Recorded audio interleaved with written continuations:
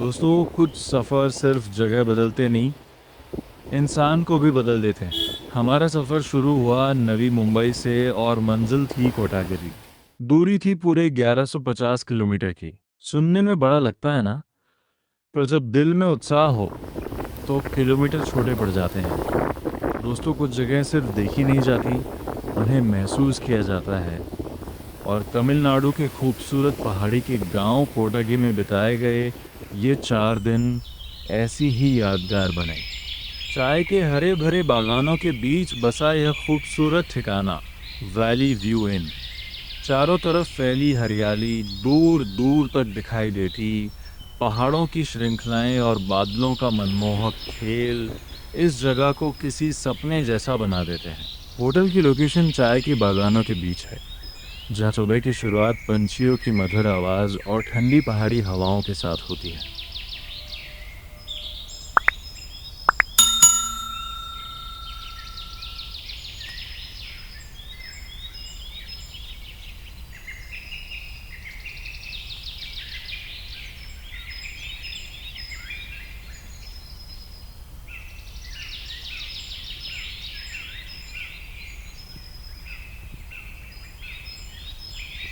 दोस्तों, होटल तो बहुत जगह अच्छे मिलते हैं, लेकिन ऐसा लोकेशन कम ही जगह दिखाई देता है जैसे हम होटल के बालकनी से देखें।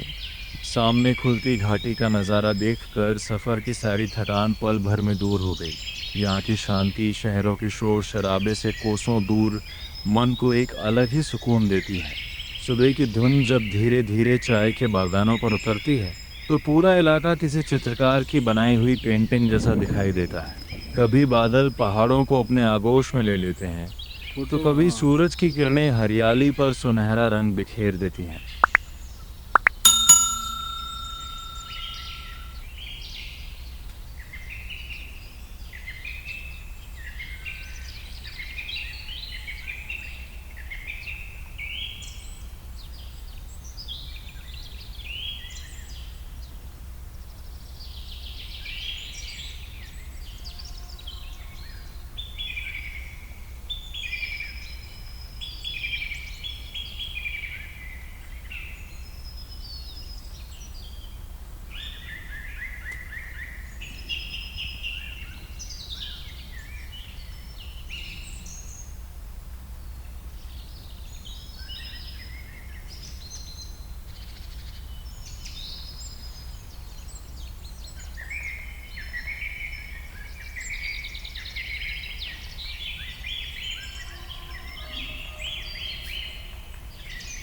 नाश्ता करने के बाद हम निकल पड़े चाय के हरे भरे बागानों की सैर पर। सुबह की ताज़ी हवा, सामने फैली हरियाली और दूर तक फैले चाय के पौधे, ये देख के मन खुश हो गया। गाड़ी जब इन बागानों के बीच से गुजरी तो लगा जैसे किसी और ही दुनिया में आ गए हों। चारों तरफ हरे रंग की छटाएं, ऊंचे ऊंचे पेड़ और पहाड़ियों पर बसे छोटे छोटे घर। ये पल था सुकून का, यादों का और कुदरत के करीब होने का। हरे भरे पहाड़ों के बीच चाय की बागान में कदम रखते ही एक अलग ही दुनिया का एहसास हुआ। चारों तरफ बस हरियाली, ठंडी हवा और पत्तियों की वो ताज़ी खुशबू जो शहर में कभी नहीं मिलती। यहाँ काम करने वाली महिलाओं को देखा, कितनी सफाई से, कितनी तेज़ी से वो सिर्फ ऊपर की 2 पत्तियाँ और एक कली हल्के से निकालती हैं।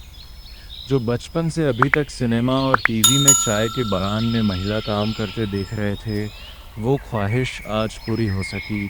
खुद के हाथों से ये अलग अनुभव लेने का मौका मिला। इन 4 दिनों में समय जैसे रुक सा गया था। न कोई भाग दौड़, न कोई तनाव, बस प्रकृति के साथ बिताए कुछ अनमोल पल। कमरे की बालकनी से दिखने वाला घाटी का दृश्य हर सुबह को खास बना देता था। इस होटल की सबसे बड़ी खूबी इसकी प्राकृतिक लोकेशन और शांत वातावरण है, जिसकी अक्सर मेहमान भी सराहना करते हैं। शाम होते ही ठंडी हवाएं, दूर तक फैली रोशनी और सामने फैली हरी भरी घाटी एक अलग ही माहौल बना देती हैं। शायद सुकून की इससे बेहतर परिभाषा नहीं हो सकती। दिन भर कोटागिरी की खूबसूरत वादियों में घूमने के बाद रात के खाने का आनंद लिया। मौसम सुहाना था, इसलिए होटल के आसपास थोड़ा टहलने का मन हुआ, लेकिन होटल के स्टाफ ने हमें सावधान किया, ज़्यादा दूर मत जाइए, यहाँ रात के समय जंगली गौर यानी भारतीय बाइसन अक्सर दिखाई देते हैं। उनकी बात सुनकर हमने पैदल जाने का विचार बदल दिया और कार से ही आसपास रात का नज़ारा देखने निकल पड़े। चारों ओर घना अंधेरा था, पहाड़ों पर बसी बस्तियों की टिमटिमाती रोशनियां दूर आसमान के तारों जैसी दिखाई दे रही थी। उसी बीच बादलों की तेज गड़गड़ाहट सुनाई देने लगी। ऐसा लग रहा था मानो बारिश किसी भी क्षण शुरू हो जाएगी। घुमावदार पहाड़ी सड़क पर धीरे धीरे आगे बढ़ ही रहे थे कि अचानक कार की हेडलाइट्स की रोशनी में एक विशालकाय आकृति दिखाई दी। सड़क के ठीक सामने एक गौर बैठा था, शांत, निडर और अपनी ही दुनिया में मग्न। वो शांत लग रहा था, इसलिए हम इतने नज़दीक जा सके। मन में ख्याल आया कि गाड़ी से उतरकर और पास से शॉट लूं, लेकिन बीबी जो साथ में थी आई उस विशाल जंगली जीव को इतनी नज़दीक से देखना रोमांच और हैरानी से भरा अनुभव था। आसमान में चमकती बिजली, चारों तरफ फैला सन्नाटा और सामने आराम से बैठा नीलगिरी का यह शक्तिशाली वन्यजीव, इस पल ने हमारी कोटागिरी यात्रा को और भी यादगार बना दिया। दोस्तों, रास्ते में हमें काफ़ी गधे दिखाई दिए, लेकिन सबसे बड़ा तो पहले वाला ही था, जो अपनी ज़िंदगी में मस्त था। जैसे जैसे आगे बढ़ रहे थे तो आगे एक जंगली सुअर और खरगोश नज़र आया। दोस्तों, कुछ जगह ऐसी होती हैं जहां पहुंचते ही मन कहता है यहाँ से जाना नहीं। कोटागिरी हमारे लिए वैसी जगह बन गई।